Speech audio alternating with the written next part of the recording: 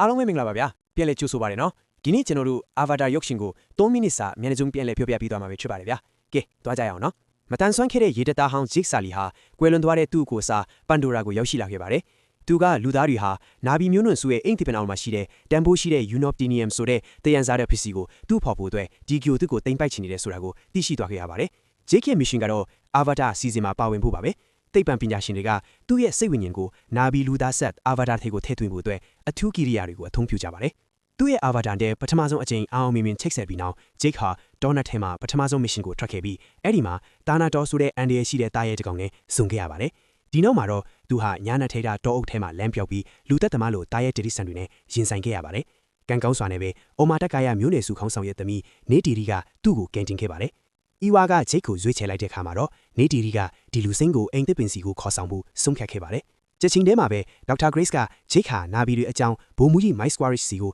သတင်းတွေပြီးနေရကိုဖွင့်ချလိုက်ပါတယ်။ဒါကြောင့်သူမကသိပ္ပံပညာရှင်အဖွဲ့ကိုဟာလေလုယာတောင်တန်းတွေစီခေါ်သွားဖို့ဆုံးဖြတ်လိုက်ပါတယ်။ဒီအချိန်မှာနေတီရီကဂျိတ်ကိုအမဲလိုက်တာနာဘီဘာသာစကားပြောတာကြောက်စရာကောင်းတဲ့မြင်းတွေစီးတာနဲ့ဘန်ရှိတွေစီးနှင်းပြန်ထားတာတွေကိုစပြီးတင် जा ပေးခဲ့ပါတယ်။ဒါကြောင့်မကြခင်မှာပဲသူဟာနာဘီမျိုးနွယ်စုရဲ့အစိပ်ပိုင်းတစ်ခုဖြစ်လာပြီးနေတီရီနဲ့လည်းချစ်ချိုက်သွားခဲ့ကြပါတယ်။ဒါပေမဲ့လူသားတွေကအတန်တစ်ပင်ကိုဖျက်ဆီးပစ်လိုက်တဲ့အခါမှာတော့ကောင်းမွန်တဲ့အရာအလုံးပြီးဆုံးသွားခဲ့ရပါတယ်။ဂျိတ်ဟာသူ့အာဘာတာနဲ့ချိတ်ဆက်လိုက်တာနဲ့တပြိုင်တည်းထဲမှာပဲသူ့ရဲ့လူရှုမစ်ရှင်ကြောင်းကိုနေတီရီကိုဖွင့်ပြပြပြီးသူများရဲ့မျိုးနွယ်စုကိုသူတို့ရဲ့အိမ်ကနေထွက်ခွာသွားဖို့ဆွဲဆောင်ဖို့ကြိုးစားခဲ့ပါတယ်။နာဘီတွေကသူတို့ရဲ့အိမ်တစ်ပင်ကိုကာကွယ်ဖို့ကြိုးစားခဲ့ပြီးမြဲကျူးကျော်တွေကဖျက်ဆီးပစ်လိုက်ပြီးမျိုးနွယ်စုခေါင်းဆောင်ကိုလည်းတပ်ပစ်ခဲ့ပါတယ်။ဂျိတ်နဲ့သူ့အခွဲကိုဖမ်းဆီးလိုက်ပြီးမြဲချူဒီချာခွန်ကသူတို့ကိုထောင်ကနေလွတ်မြောက်အောင်ကူညီပေးခဲ့ပါတယ်။ကန်ကောင်းစွာနဲ့လည်းလိုက်လံဖမ်းဆီးနေစဉ်မှာဒေါက်တာဂရစ်ကအသက်အန္တရာယ်ရှိတဲ့ဒဏ်ရာရရှိသွားခဲ့ပါတယ်။လုံးချုံတဲ့နေရာတစ်ခုကိုရှားထွေပြီးနောက်ဂျိတ်ဟာနဂါလိုတရဝါတကောင်ဖြစ်တဲ့ထူရော့ကိုအောင်မြင်ရင်ပါအောင်လုပ်နိုင်ခဲ့ပြီးပန်ဒိုရာသမိုင်းမှာ6ထမြောက်ထူရော့မတိုဖြစ်လာခဲ့ပါတယ်။ဒီအချိန်မှာ